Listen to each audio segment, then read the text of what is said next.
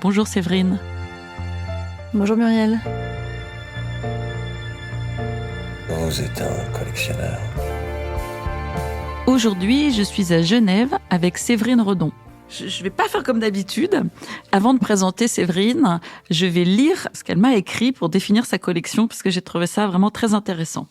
Elle m'a écrit « Je parlerai plutôt d'une collecte, d'un assemblage d'œuvres. Il me semble, peut-être à tort, que le terme collection convoque l'idée d'une intention, voire d'une direction dans les choix d'acquisition. On va bien sûr y revenir, mais j'aimais beaucoup cette idée d'absence d'intention. Donc, je suis ravie de vous présenter une cueilleuse d'art plutôt qu'une collectionneuse, même si vous verrez comment vous avez envie de l'appeler à la fin de l'interview. Et avant tout, Séverine, c'est une entrepreneure de l'art et de la création. Et nous sommes ici à iFlow, le lieu qu'elle a créé en 2020, et je vais lui demander qu'elle le présente en quelques mots.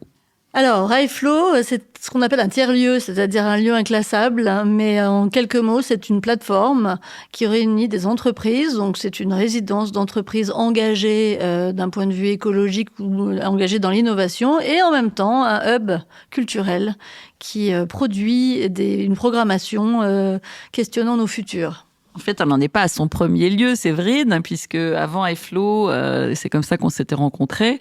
Elle avait créé à Paris, cette fois-ci, un lieu magique qui s'appelait la Villa Rose. Et puis, avec Marussia Rebec, elle a aussi été à l'origine d'un réseau de femmes de la culture et de la création qui s'appelle Wise Woman et dont j'ai la chance de faire partie. Donc, on va maintenant rentrer dans le vif du sujet, puisqu'on va parler d'art contemporain. Et je vais encore citer Séverine, parce qu'elle m'a écrit, et j'ai bien aimé tout ce qu'elle m'a écrit. Elle m'a envoyé un précieux document, parce que ce document listait en fait tous les artistes dont elle avait acquis des œuvres.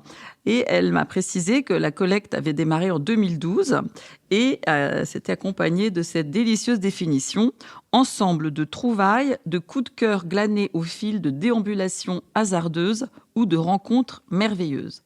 Et là, on commence à comprendre l'absence d'intention dont on parlait il y a quelques minutes. Alors, quelle est la genèse de cette collection, Séverine ? Comment ça a commencé ? Mais complètement de manière hasardeuse, Muriel, bien sûr. Non, mais en fait, c'est vrai que pour rebondir sur ce que tu disais, c'est vrai que la collection, pour moi, ça est forcément associé à quelque chose d'assez statutaire, formel, parfois un peu prétentieux, alors que c'est pas forcément le cas d'ailleurs. Mais c'est vrai que je pourrais dire que j'ai préféré le terme de collecte. Et comment ça a commencé ? J'ai réalisé que c'était en 2012, au moment où j'ai fait ce petit inventaire, il n'y a pas si longtemps.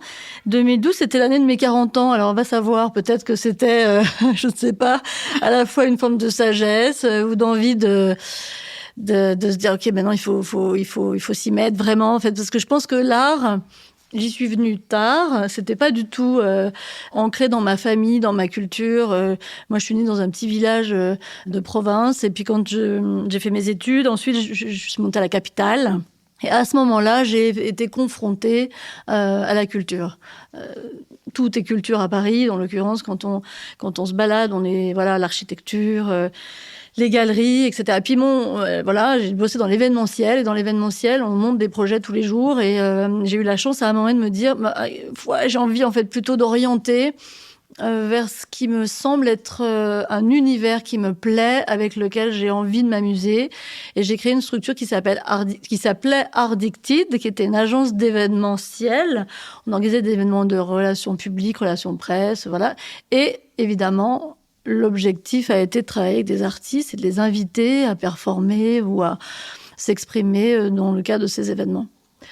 Et en fait, voilà, ça s'est fait un peu comme ça. C'est-à-dire qu'un jour, j'étais dans une tour à la Défense, avant que je crée ma structure, et quelqu'un m'a présenté Marussia, avec qui j'ai fait beaucoup de choses ensuite, qui à l'époque avait monté Andrea Cruz, ce collectif un peu barré entre art et mode, mais effectivement qui était un peu précurseur dans le upcycling fashion. Et avec qui j'ai collaboré sur un premier événement. On a organisé un défilé de mode sur le parvis de la Défense pour une marque de sport, enfin bref.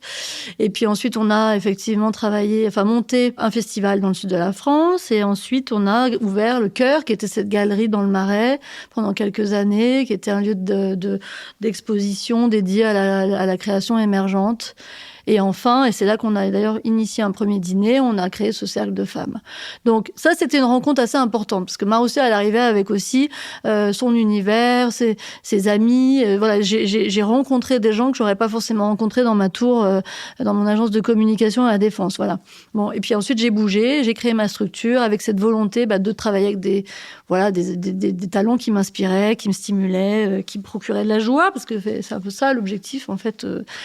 Je trouve que les artistes, et l'idée de cette collecte, c'est comme quand tu vas ramasser des champignons, j'imagine ce que je fais pas, mais t'es content de les trouver sous une feuille morte. Donc voilà. Donc effectivement, à 40 ans, en tout cas, c'est de cette œuvre-là dont je me souviens.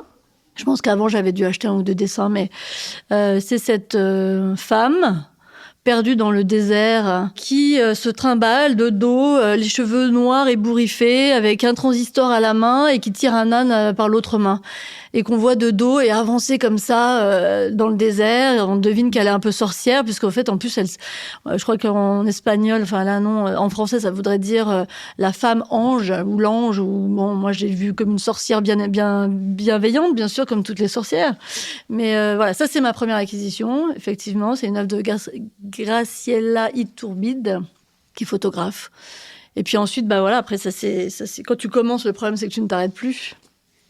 Et est-ce que donc ces rencontres sont merveilleuses ou hasardeuses, mais est-ce que tu pourrais nous en partager 1 ou 2 qui auraient été particulièrement merveilleuses, particulièrement remarquables ? Alors, il y a des rencontres avec les œuvres et puis il y a des rencontres avec les artistes. Et c'est pas la même chose. Et on peut effectivement... La rencontre avec l'œuvre, elle peut être merveilleuse parce qu'elle se fait au détour d'une rue, elle n'est pas attendue. La rencontre avec l'artiste, Maroussia, typiquement, je me rappelle exactement l'endroit où j'étais quand je l'ai rencontrée. Et effectivement, elle est arrivée avec beaucoup de charisme. Voilà. Après, j'ai travaillé avec d'autres artistes, d'ailleurs plein d'artistes qui pouvaient être dans la musique, forcément, comme Barbara Carlotti, comme Blandine Rinkel, du collectif Catastrophe, Juliette Armanet, enfin, des gens que j'ai croisés dans des événements, des gens avec qui j'ai collaboré de maintes fois, comme Mathias Kiss. Je sais pas si tu connais Mathias. On a beaucoup travaillé ensemble, en fait. C'est des personnages, c'est des gens qui au-delà de leur talent, aussi ont une forme d'aura, en tout cas un charisme et une personnalité qui parfois peut être très attachante. Je pense à Romain Brault aussi, qui maintenant fait carrière dans la musique, le théâtre, le cinéma, mais à l'époque, qui a travaillé sur des scénographies pour moi dans des événements et qui impulsait une joie folle. Voilà, donc ça, c'est des personnages que j'ai beaucoup aimés, qui font toujours partie de ma vie, bien sûr, au quotidien. Aussi comme Christophe Brunkel, qui est un artiste peintre, qui fait des collages, et encore un personnage, en fait.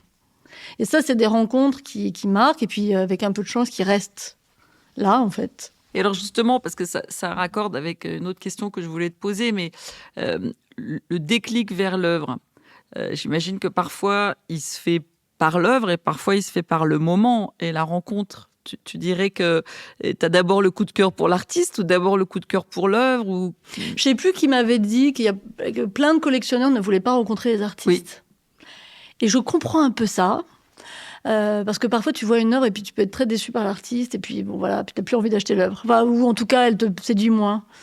Mais bon, moi j'ai cette chance, quand même, les artistes que j'ai rencontrés, je les ai rencontrés comme personne. Et ensuite, j'ai découvert leurs talents ou leurs œuvres d'art. Et là, voilà. Mais j'ai plein d'artistes, évidemment, d'œuvres dont je ne connais pas personnellement les artistes, en fait. Et une rencontre la plus surprenante avec une œuvre qui fait que tu étais à un endroit où tu t'attendais pas du tout à aller acheter une œuvre et puis finalement, il y a quelque chose qui t'a attrapé, qui t'a... Écoute, c'est une question difficile parce que j'ai pas trop de mémoire en fait, donc c'est pas, je sais pas. C'est pas grave. Mais en revanche, en Inde, par exemple, tu vois, ouais, voilà, par exemple, moi, tu sais que je vais en Inde régulièrement et c'est vrai que finalement, les gens vont en Inde pour voir des monuments, découvrir la culture indienne, rarement pour aller visiter des galeries. Bon, et c'était pas tellement mon propos quand je suis allée la dernière fois à Delhi. Et effectivement, je suis tombée sur une petite galerie, évidemment. au détour d'un quartier. Enfin bon, on m'avait vaguement parlé de cette galerie, j'y suis allée et là j'ai acheté genre 7 dessins de la même artiste indienne qui vit aux États-Unis et que j'ai vraiment adoré en fait. Et donc voilà, ça par exemple, je pensais pas revenir dans ma valise 7 dessins si tu veux. Demain tu reviens avec du thé, avec de l'encens et puis des tissus, mais voilà. Ça par exemple, voilà, ça c'était le hasard. Génial. Et dans ce document que tu m'as gentiment envoyé sur l'inventaire des artistes, tu as précisé qu'il y avait une parité incroyable homme-femme. Et alors, ça m'a titillé parce que encore aucun collectionneur n'avait abordé ce sujet-là. Pourquoi c'est important pour toi ?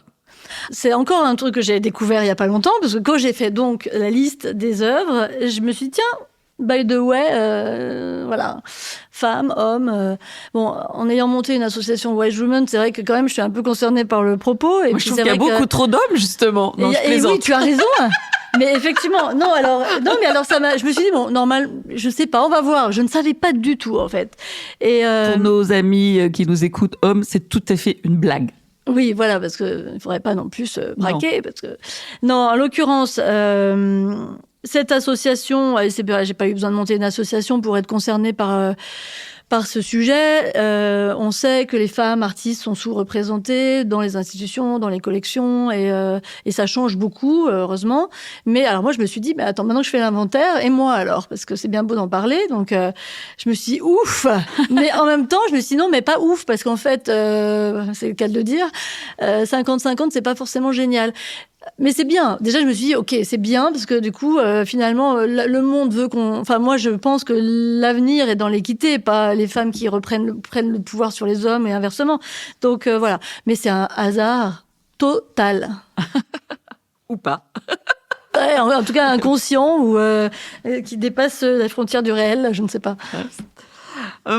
Et dans cet inventaire aussi, tu as un peu organisé les œuvres par médium, par technique. Et j'ai beaucoup aimé qu'il y ait cette pluralité de médiums.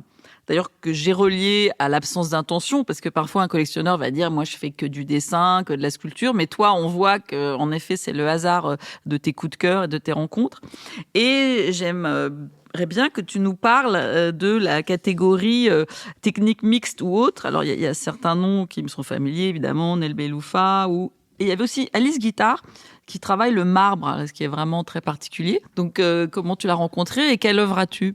Alice, c'est un bon exemple, parce qu'Alice, c'est une jeune artiste que j'ai rencontrée dans le cadre de Wise, parce qu'on avait monté une exposition caritative avec Thanks for Nothing au profit des artistes en exil. Et dans le cadre de cette exposition, on avait demandé à 6 artistes femmes de présenter une œuvre dont les ventes allaient au profit de l'association. Et Alice faisait partie de ces artistes avec une marqueterie, donc évidemment de marbre, comme dont elle a le secret. Et puis c'est moi qui ai acheté l'œuvre en fait, voilà. Mais, tu peux nous la décrire ? Alors elle allait très bien dans cette exposition de Wise, évidemment, parce qu'en fait c'est une jeune femme qui soulève ses jupons. Évidemment, ça parle de la femme objet et en même temps une forme de mystère, et en même temps dans sa posture elle reste maître d'elle-même, donc mais en tout cas voilà, c'est ça très clairement. Et avant j'avais acheté une œuvre, non juste après d'ailleurs, j'ai acheté une œuvre d'Alice, ce qu'elle appelait une émulsion sur marbre, qui est une main, donc c'est en noir et blanc, imprimé, enfin comme une impression sur marbre, qui est une main tendue vers le ciel, comme en quête ou en attente de quelque chose. Mais j'aime beaucoup Alice et je trouve qu'elle a un univers assez chouette, assez féerique. Voilà, ce que je peux dire d'autre. J'aime beaucoup son travail et je rêve aussi un jour à la fois de la rencontrer, mais aussi d'avoir une de ses œuvres. Bon, et accessoirement, elle est très chouette, très sympa, très vive, voilà, et intelligente. Et donc, elle a été dans le programme de mon amie Eugénie Lefebvre à la Madeleine Arles. Donc, alors, as-tu un rêve d'une œuvre à obtenir ou d'un artiste qui te fait rêver et que tu aimerais bien Alors, non. Tu sais pourquoi ? Zut alors. Mais non, mais parce que quand on a un rêve, moi quand j'ai un rêve, j'ai envie de le réaliser. Alors tu sais, il faut pas avoir trop de rêves parce qu'après sinon. Si, il faut en avoir plein. Il faut en avoir plein, mais en fait, moi, il se transforme vite en objectif. Alors c'est un problème quand même. Non, mais non, tu sais quoi ? Je pense que c'est lié à cette collecte hasardeuse. C'était du coup, il y a rien de prémédité. Il y a rien de... Oui, c'est ça, en fait. Tu vois, hier, j'étais sur la foire à Genève, et bien, voilà, je me suis pas dit, bon, alors, tiens, il faut que j'aille voir telle galerie, là. Non, c'était une déambulation hasardeuse. J'ai été séduite par certaines œuvres, voilà, mais je vais repartir sans doute avec une ou deux, mais non, j'ai pas de rêve d'artiste. J'ai des rêves de peut-être non, même pas. Enfin, non, en fait, mon rêve, c'est de continuer à rencontrer des œuvres et des artistes et des gens, de manière générale, des personnalités inspirantes, voilà. Et en fait, je suis en train de me dire qu'on ne s'est pas rencontrés à la Villa Rose, on s'est justement rencontrés à la première édition de Quand les fleurs nous sauvent. Je me souviens très bien. Où en effet, tu avais flashé sur des œuvres de Brooke Di Donato, de David Sherman. Alors, ça dit quoi, selon toi, justement, cet assemblage sur ta personnalité? Parce que... c'est toi qui peux dire ça, peut-être. Oui. Parce que moi, tu sais, c'est pas facile d'avoir un recul sur soi-même. Qui me frappe dans ce que tu as dit au début de l'entretien, parce que tu as dit le mot joie plusieurs fois. Et je te vois, à l'inverse des auditeurs qui nous écoutent, et je sens qu'il y a quelque chose qui s'anime quand tu en parles et tout. Et c'est peut-être de t'apporter de la joie. Mais quand même, comme je sens aussi cette femme qui veut réaliser, qui transforme ses rêves en projet. Qu'est-ce que ça dit, cet endroit où justement c'est ton espace de liberté? C'est quoi? Bon, globalement, je suis assez libre, donc je sais pas, je suis dans un grand espace de liberté quoi, depuis longtemps, et depuis à partir du moment où tu montes des projets, tu sais, ça aussi, toi, c'est qu'on devient très libre. Libre aussi avec les contraintes, mais libre dans les contraintes, on va dire. Écoute, je sais pas, je pense qu'effectivement, j'ai écouté ton interview de Jacques Attali.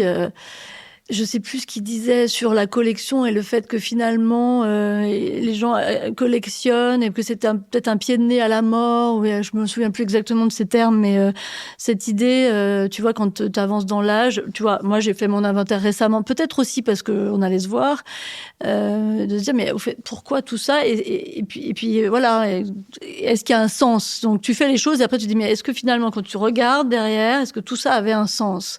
Et je sais pas comment répondre à la question sur ce que ça dit de moi, mais je trouve assez chouette qu'un ensemble d'objets, ça pourrait être des objets de design, d'un ensemble d'objets, en l'occurrence d'œuvres, puisse raconter quelque chose, comme c'est peut-être effectivement une histoire de traces, même si c'est pas la volonté initiale. Peut-être qu'on est sur Terre, on meurt sur Terre, mais qu'est-ce qui se passe entre les deux? Voilà. Peut-être que chacun apporte sa petite graine à l'édifice. Si tous ces artistes qui sont collectionnés, le fait de les collectionner continue à créer, déjà c'est bien. Donc peut-être c'est pour ça. Et quand tu as fait cet inventaire, est-ce qu'il y a quelque chose, c'est-à-dire que si on le regarde de l'extérieur, en effet, on se dit quoi de ta sensibilité? Est-ce que toi, il y a quelque chose qui t'a frappé? Est-ce que tu t'es dit, ça c'est amusant quand même, vraiment, régulièrement, je trouve cet élément récurrent Il y a quelques œuvres qui parlent un peu d'enfance. Les œuvres, globalement, enfin, tu regardes, il y en a quelques-unes qui sont assez drôles. Comme le chien de Wegman, par exemple. C'est assez drôle de l'avoir chez soi. Okay. Et il y a des œuvres qui sont un peu plus intimes, de l'ordre de l'intime, je pense. Mais il n'y a pas d'œuvre sombre. Non, il n'y en a pas. Il n'y en a pas. Peut-être que c'est un moyen de s'échapper du côté sombre qu'on a tous en nous. Hein. C'est possible, je ne sais pas. Je pense que l'environnement dans lequel tu vis, pour moi, les œuvres sont très importantes. C'est-à-dire que quand j'arrive dans un lieu, un nouveau lieu, j'ai pas mal déménagé, c'est ultra important de très vite poser des œuvres d'art. C'est parce qu'elles sont là que je me sens chez moi, en fait. Ouais. Et ça, je l'ai constaté récemment, d'ailleurs. Et quand tu pars en voyage, très bien.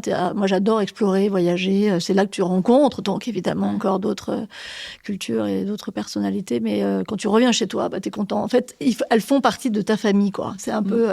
tu vois. C'est amusant parce que la personne que j'ai interviewée la semaine dernière, juste avant toi, qui sera à l'épisode avant toi, elle développe énormément le fait que c'est même comme une forme de doudou d'avoir ces œuvres et de se retrouver chez soi. Donc, c'est pas le même chemin, mais oui, il y a quelque chose qui est une part de toi et que tu retrouves dans un environnement. D'ailleurs, je suis très embêtée. J'en parlais récemment avec une collectionneuse, moi, je ne me considère pas comme collectionneuse, encore une fois. Hein. Les œuvres que j'ai, elles sont toutes accrochées quelque part, dans un bureau, dans une autre maison ou une autre. Mais collectionner et que les œuvres se finissent en storage, c'est un truc qui me déprime un peu. Alors, du coup, je me dis, merde, j'ai mes limites. Il faut soit que là, il flow et je vais finir par mettre des œuvres. Non, ce que je veux dire, c'est, tu vois, ce truc, t'achètes des œuvres pour les enfermer, ça me met mal à l'aise.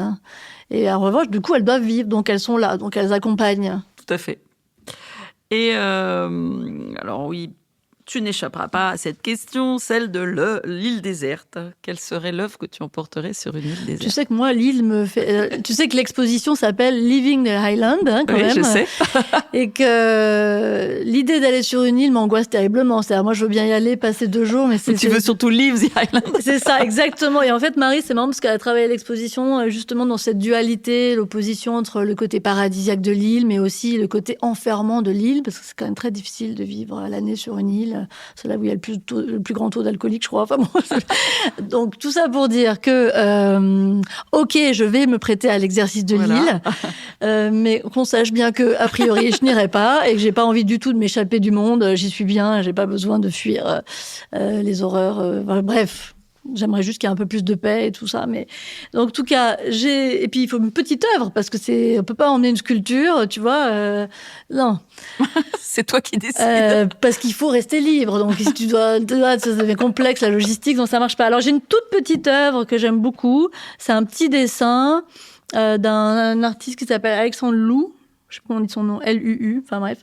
C'est un petit dessin de 2 femmes un peu âgées qui, tu vois qu'elles sont en mouvement. Alors, moi, je me suis tout de suite projetée en me disant, tu vois, elles doivent avoir, je sais pas, dans 60, 70 ans, j'en sais rien. Elles sont habillées avec leur sac à main et elles ont comme un sac de foire, tu vois. Tu vas où mettre les brochures, les catalogues. Et je me dis, ah bah tiens, ça pourrait être moi avec une copine dans 20 ans qui continue à déambuler. Et puis, elle me touche beaucoup. Elle est très mignonne en couleur, comme ça, au crayon de couleur. Elle est très chouette, voilà. Ah, super. Je connais pas Alexandre Lou, donc je vais avec plaisir découvrir. Mm-hmm. Alors, en passant, pour faire un petit clin d'œil à ma galerie qui s'appelle Quand les fleurs nous sauvent, quelle est ta fleur préférée?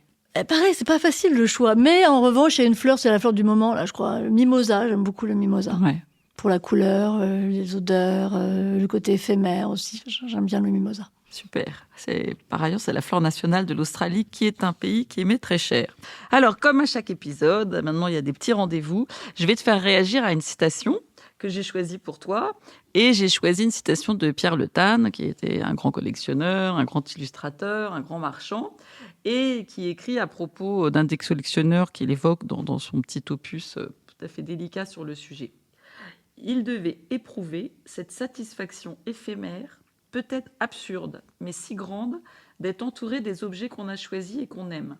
Alors pour toi, satisfaction éphémère, on en a un peu parlé, tu as dit que c'était pendant notre passage sur cette terre, absurde, si grande, d'être entouré de tes acquisitions. Oui, il y a sûrement un côté absurde. Ça, c'est évident, c'est vrai. Et puis finalement, peut-être qu'il faudrait qu'on apprenne à se délaisser de tout et à vivre, tu vois. Mais enfin, quand même, on est mieux entouré de jolies choses, voilà. Je ne sais pas si c'est absurde, en tout cas, ça me procure une joie, ça on l'a dit, et c'est important. Et puis aussi la joie du partage, c'est-à-dire que les œuvres d'art, tu les partages avec les gens, et puis il faut qu'elles soient vues. C'est pour ça qu'ici, on a un lieu d'exposition, ça circule, tu vois, c'est ça important. Ouais. C'est important, le partage et la circulation dans l'art, en effet. Alors, pour conclure, ou presque, même si tu l'as déjà abordé, mais quel sens tu donnes à cette collection? Donc, tu voulais savoir ce que ça dit de moi. Je ne sais toujours pas. Tu ne sais pas non plus. Et en tout cas, le sens... Que ça joue dans ta vie, en tout cas. Ah, dans ma vie, oui. Alors ça, c'est plus facile. Je pense que avant, que ça, jusqu'à présent, toujours été annexe, accessoire à côté, et que de plus en plus, ça vient au centre. Et que ce qui m'intéresse, oui, de monter des projets, ça m'intéressera tout. Enfin non, je ne sais rien. Je serais peut-être fatiguée de monter des projets, mais en tout cas, j'aime monter des projets. C'est ce qui m'anime. Faire se rencontrer des gens autour d'une table. Il faut que ça reste un projet collectif. Je ne suis pas la seule à avoir monté ça. On est plusieurs, c'est une association, il y a un comité de pilotage. Le groupe, c'est important. Et donc, pourquoi je dis ça ? C'est que les projets, ils vont continuer sans doute, mais les artistes, de plus en plus, l'art de plus en plus prend une place au centre de ma vie comme quelque chose d'assez essentiel. Et je dis souvent aux entreprises qui sont là, tu sais, quand j'étais jeune et que je suis arrivée à Paris, je n'osais pas pousser les portes des galeries. Et il y a plein de gens comme moi, toujours. Et donc, en fait, le truc, c'est de dire, là, on est dans une zone industrielle, on a une exposition avec quand même des œuvres et des artistes référents, et on le fait aussi pour ça. Parce que pour moi, l'importance, c'est de démocratiser l'art, le rendre accessible. Donc, finalement, le sens, alors la collection chez moi, c'est pas une démocratisation, mais le fait que, du coup, ça s'accompagne, parce que finalement, les œuvres d'art, au cœur, j'ai rencontré des artistes et glané des œuvres là aussi beaucoup, la Villa Rose un peu, enfin, finalement, et tous les rencontres professionnelles, les projets professionnels ont engendré des acquisitions. Donc, en tout cas, le sens, c'est la démocratisation, c'est l'art pour tous, c'est aussi c'est vrai que la collection, tu disais, elle est très plurielle. On va pas c'est vrai qu'il y a des gens qui collectionnent que la vidéo. Bon, formidable. Mais en fait, je trouve ça s'enfermer dans un tiroir ou pas aller, tu vois, se balader la collecte, c'est pas juste dans les champs, ça peut être sur la plage, dans la forêt. Enfin bon, voilà. Donc et naviguer aussi au travers des générations. Tu vois, hier, j'ai découvert une artiste que je ne connaissais pas, qui a plus de 60 ans, qui est amérindienne. Je ne connaissais pas du tout. Et je trouve ça génial. Et là, tu vois, de dire, OK, tu découvres une artiste, mais en fait, elle est plus âgée que toi, elle a déjà une vie beaucoup plus longue que la tienne. Et en même temps, tu vas la mettre dans un environnement où elle va être confrontée. En tout cas, elle va dialoguer avec des œuvres de très jeunes artistes. Il y a une artiste dont je n'ai pas parlé, mais qui a été importante aussi, dans les rencontres comme ça, un peu charismatiques, c'est Apollonia Sokol, par exemple, qui s'est fiancée à la Villa Rose et qui est un personnage, et qui a un talent fou et qui a aussi... c'est quelqu'un qui m'a aussi marqué, par exemple, tu vois, dans les gens que j'ai rencontrés. Tu as quelle œuvre d'elle ? Alors, j'ai la chance d'avoir un très beau portrait d'un jeune homme, et puis ensuite, j'ai aussi son autoportrait. Ça, c'est dans le cadre des fiançailles, j'ai hérité de cette pièce. Voilà. Bah écoute, je te remercie beaucoup. J'aime bien l'idée qu'on finisse sur l'art pour tous, parce que c'est aussi un de mes sujets dans la vie, et même le podcast, il est là pour que le plus grand nombre partage des histoires autour de l'art, autour de cette passion. Donc je te remercie beaucoup, Séverine, merci de m'avoir accueillie. Je recommande à tout le monde de venir voir l'exposition, tous ceux qui passeront par Genève, Living the Island, parce que vraiment il y a des pièces formidables. Et puis à très bientôt. Merci Séverine. Merci Muriel, et bravo pour ce podcast super inspirant. C'est gentil. À bientôt. À bientôt. Vous êtes un collectionneur. Si cet épisode vous a plu et justement intéressé, n'hésitez pas à en parler autour de vous, à lui mettre des étoiles, bien sûr à vous abonner. Et puis je vous dis à tous très bonne fin de journée et à bientôt.